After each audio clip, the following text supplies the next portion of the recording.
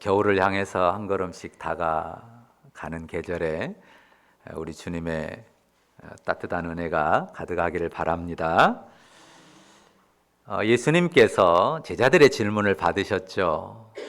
천국에서는 누가 큽니까? 거기에 대해서 예수님은 어떤 답을 주셨나요?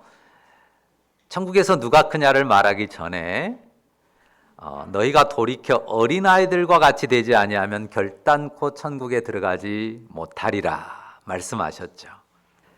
천국에는 누구만 들어가요? 어린아이들과 같이 된 자들만 들어갑니다. 그 어린아이를 말할 때 초점이 무엇이었습니까? 어린아이와 같이 자기를 낮추는 자였어요.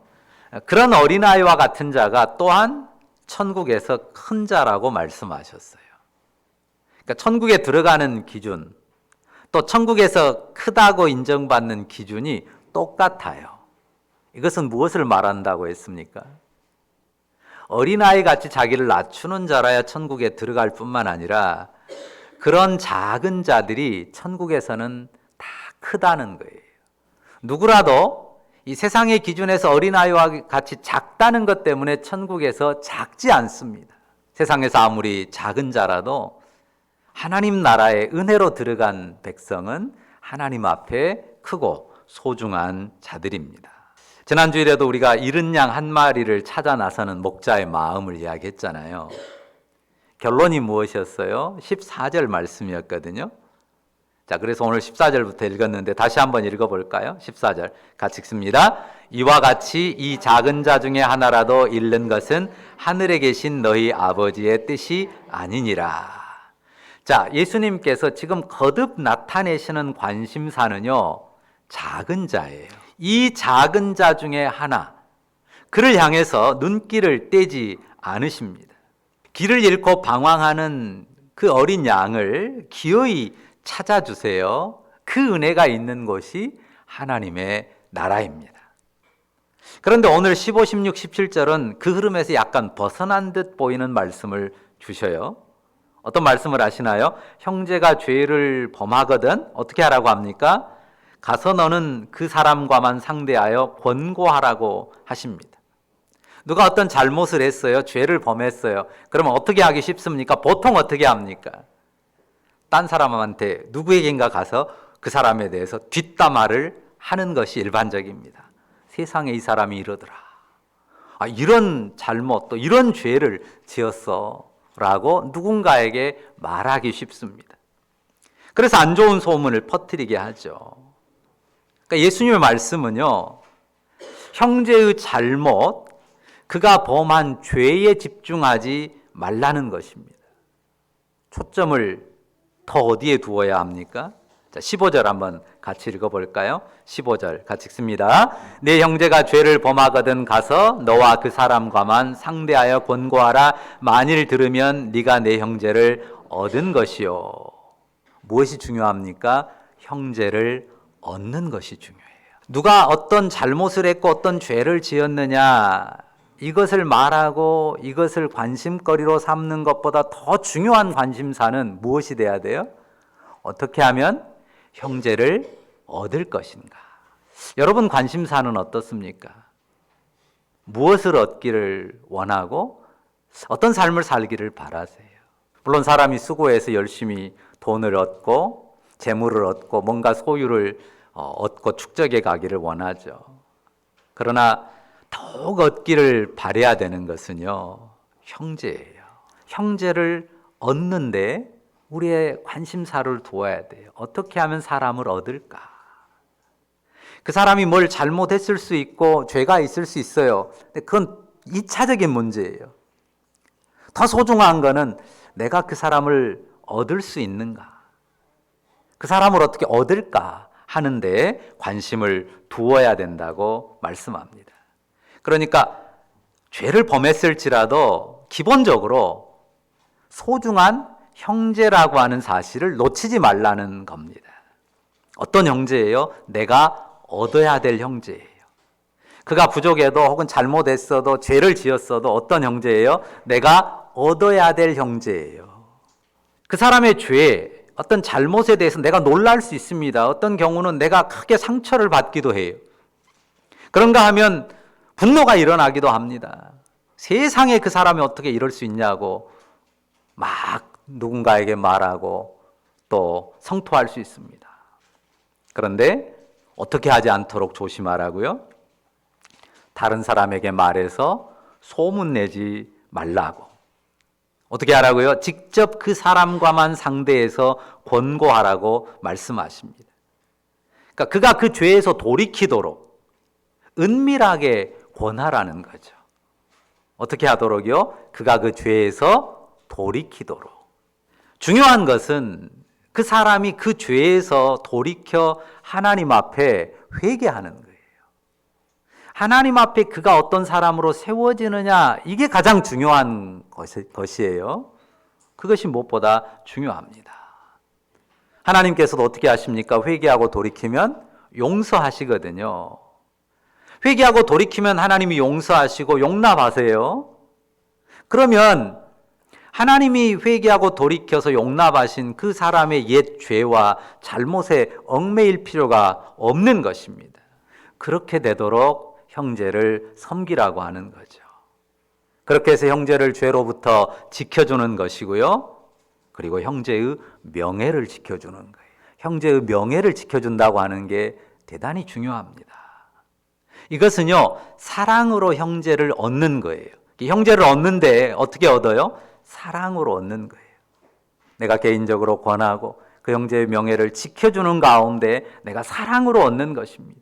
근데 사람들이 형제의 명예를 지키기보다 입을 닫고 개인적으로 권면하고 하나님 앞에 회개하고 돌이키도록 하기보다는 그냥 딴 사람에게 자꾸 입을 열어 말하게 되는 이유가 있습니다. 왜 그럴까요? 내가 혼자 마음에 감당하기가 너무 힘들어요.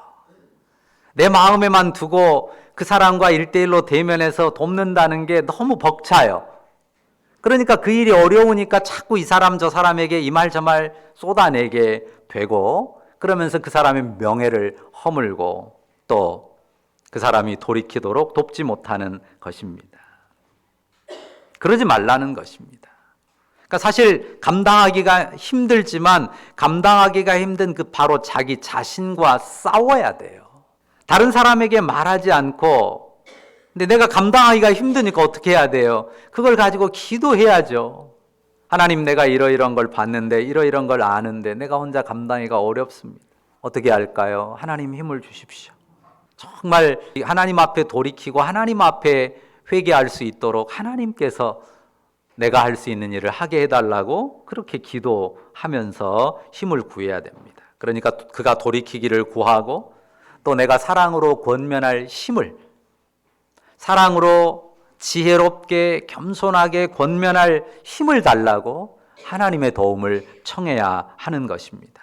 그렇게 해서 그 사람이 들으면 어떤다고요? 형제를 얻는 거예요. 그 사람이 내게 속한 내 사람이라는 의미가 아니라 주님 안에서 정말 소중한 사랑의 관계 안에서 형제가 되는 것입니다. 형제와의 사랑의 관계가 세워지는 것이죠.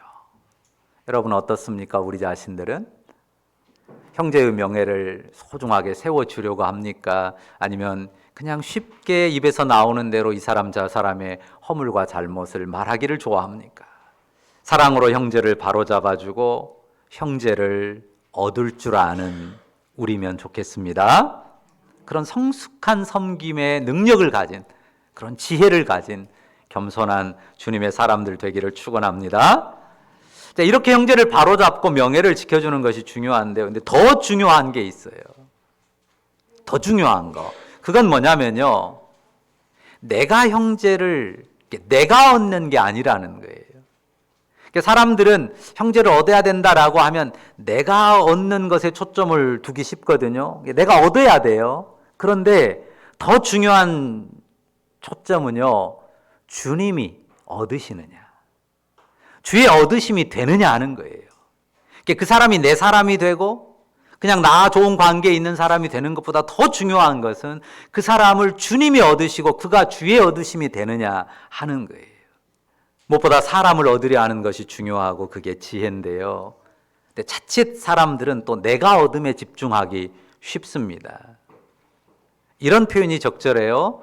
주님의 얻으심이 돼야 하고, 주님이 얻어야 하고, 주님 안에서 얻어야 합니다. 그러니까 16절과 17절은 그런 말씀이에요.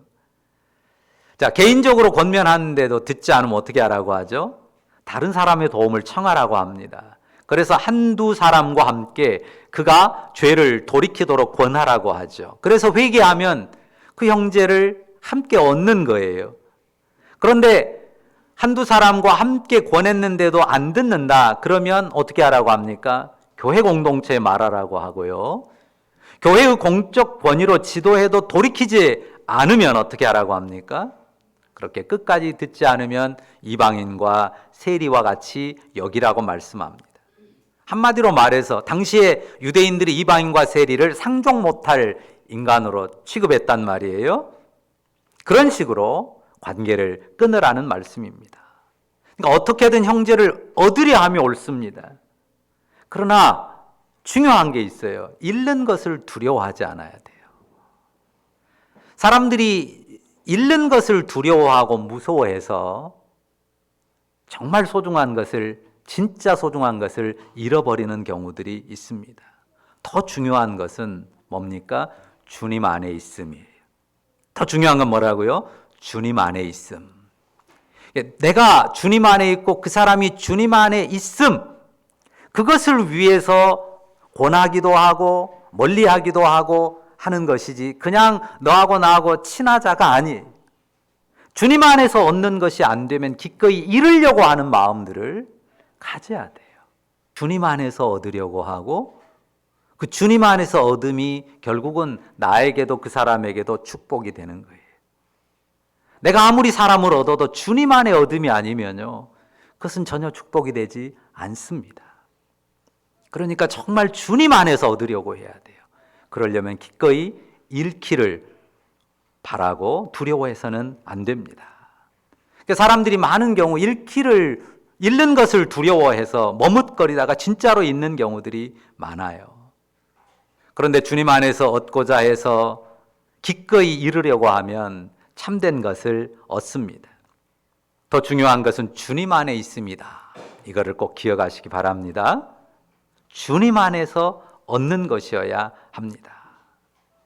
이 말씀이 이게 짧은 16절과 17절의 말씀을 조심스럽게 적용해야 돼요. 그냥 산수 공식처럼 한 번은 혼자서, 그 다음에는 한두 사람과 함께, 그 다음은 교회에, 그냥 산수 공식처럼 착착착 단계별로 그냥 산술적으로 수행하라는 게 아닙니다. 그런 식으로 그저 절차를 따라 행하는 거라면 무서운 율법이 될 수 있어요. 어떤 마음으로 해야 합니까? 형제를 사랑하는 마음으로. 정말 주님 안에서 그 형제를 얻기 원하는 마음이어야 합니다.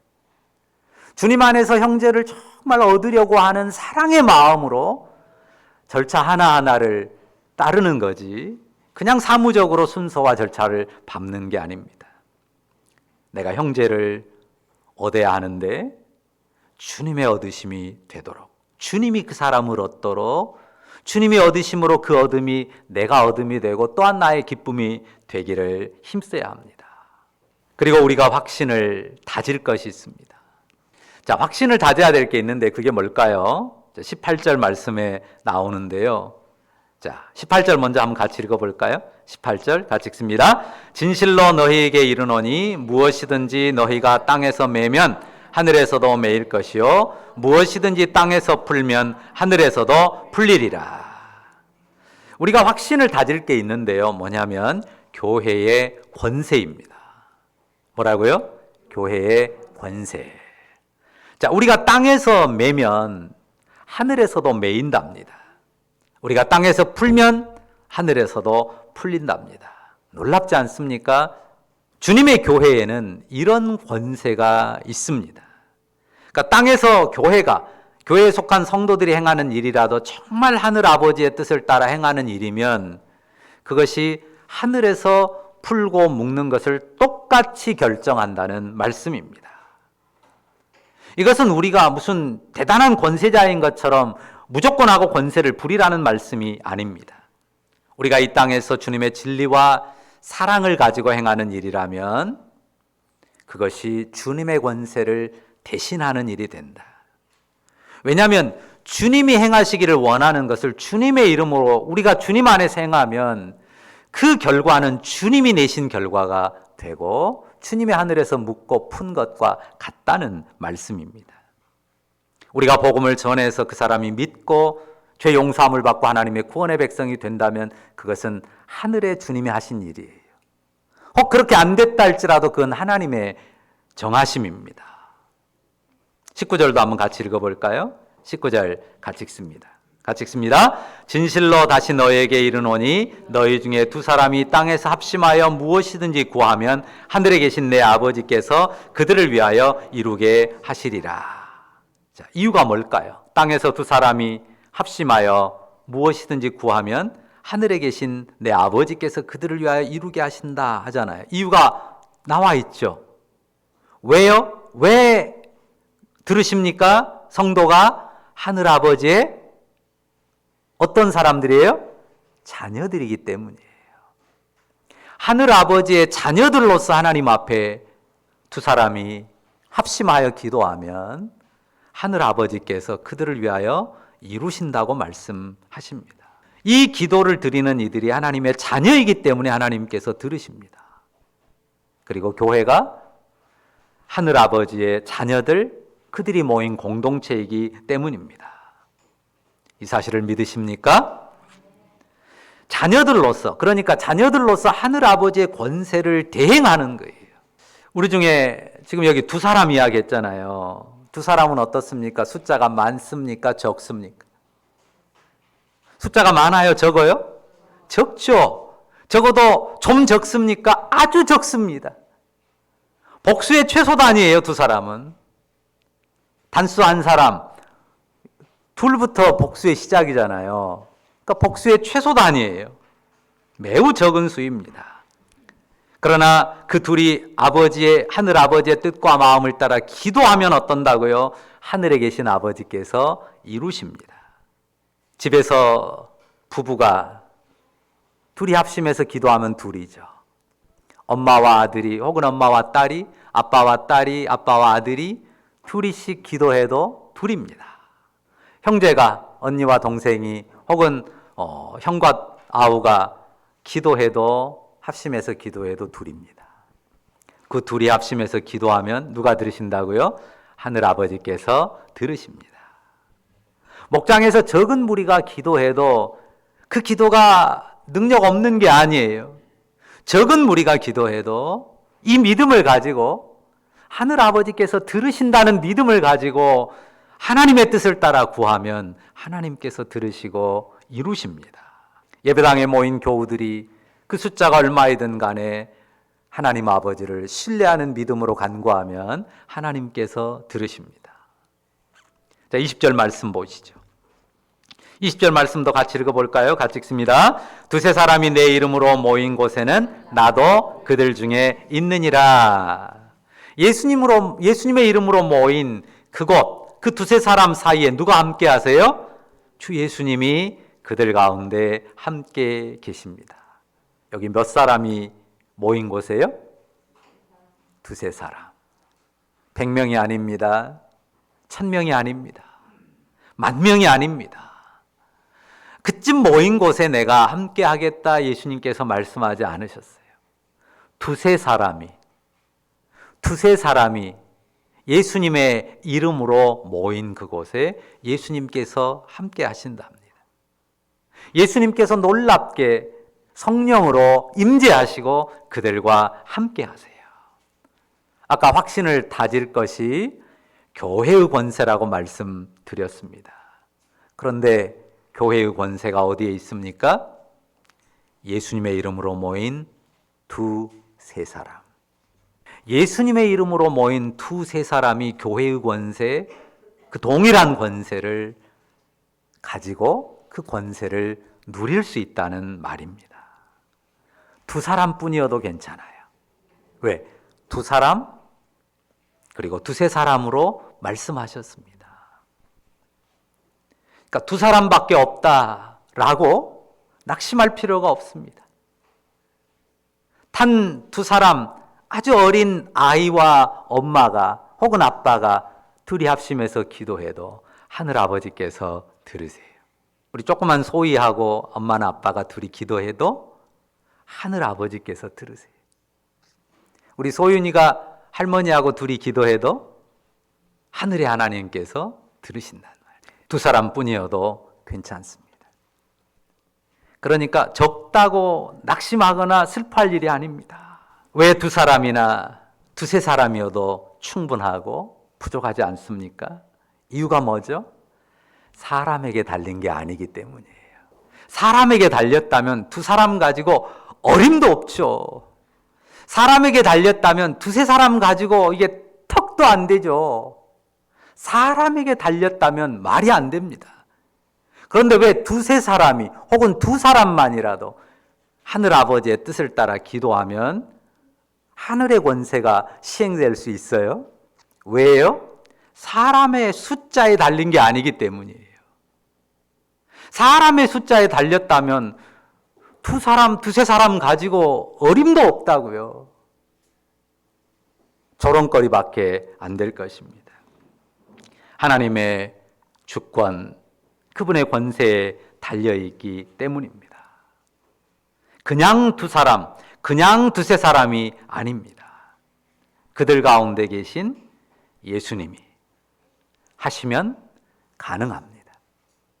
예수님이 하시면 가능하지 않겠습니까? 그 적은 이들의 기도에 하나님이 응답하시고 하나님이 손을 펼치면 가능합니다. 하나님이 펴놓으시면, 그 기도를 들으시고 하나님이 펴시면 그걸 구부릴 자가 없습니다. 그 기도를 들으시고 하나님 묶어버리면 그것을 풀 수 있는 자가 없습니다. 하나님께 달렸기 때문입니다. 오해는 하지 마십시오. 숫자는 반드시 적어야 된다는 말이 아니에요. 많은 숫자 가운데도 넉넉하게 일하시죠. 그렇지만 숫자가 관건이 아니라는 말입니다. 여러분, 요나단을 아십니까? 어디에 나오죠? 구약성경 사무엘서에. 누구와 아주 친근한 벗이에요? 다윗과.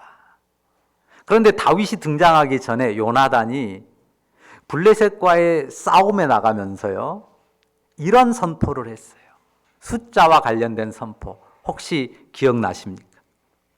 여호와의 구원은, 그 다음 어떤 말씀이죠? 여호와의 구원은 사람의 많고 적음에 달리지 아니하였느니라. 자기 병기, 자기 무기든 딱 한 명하고 적진을 향해 달려가거든요. 그러면서 이 고백을 해요. 여호와께서 구원하시면 그 구원, 그 승리가 사람의 숫자가 얼마나 많냐 적냐 그것에 의해 결정되는 게 아니라 너와 내가 단둘이 지금 달려가도 하나님께서 구원하시면 대적을 능히 무너뜨릴 수 있다. 그 믿음으로 달려갔고 하나님께서 그 적진에 큰 두려움이 임하게 하심으로 하나님께서 요나단을 통해서 이스라엘에 놀라운 승리를 주셨던 적이 있습니다. 여호와의 구원은 사람의 많고 적음에 달린 게 아니에요. 또한 돈의 많고 적음에 달린 것도 아닙니다. 건강이 얼마나 많냐 적냐에 달린 것도 아닙니다. 그분의 주권, 그분께 달려 있습니다. 아무것도 없는데 그냥 막 교만하게 허세를 부리란 말 아니에요? 적으면 적다고 인정해야 됩니다. 적은데 많은 척 허세를 부려서는 안 돼요. 아무것도 없으면 대단히 많은 척 허세를 부리면 안 됩니다. 그건 허세고 허영입니다. 적다고 인정합니다. 난 적어. 난 작아. 가진 것도 힘도 부족해. 그렇지만 하나님 앞에 그분이 내 아버지시고 나를 구원하시는 은혜의 주님이시니까 그분이 일하시면, 그분이 약속대로 일하시면 능히 가능한 일이라 믿음을 고백하면서 나가는 것입니다. 우리가 가진 게 적거나 약한 사실은 정직하게 인정해야 됩니다. 그렇지만 구원하시는 주권자는 하나님이세요. 이 사실을 믿고 이 믿음으로 담대히 행하는 것입니다. 그러니까요, 지금 마태복음 18장에서 거듭 주목을 받는, 우리 주님이 주목하게 하는 대상은 누구예요? 작은 자란 말이에요.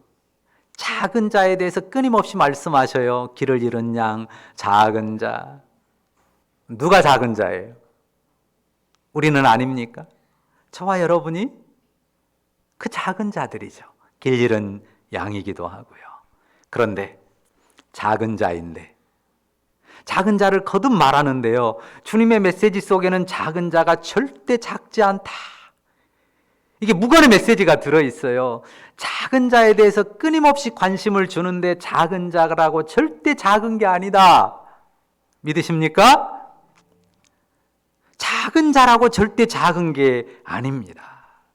작은 자가 하나님 나라에서는 어떤 자라고요? 큰 자라고 말씀하셨잖아요.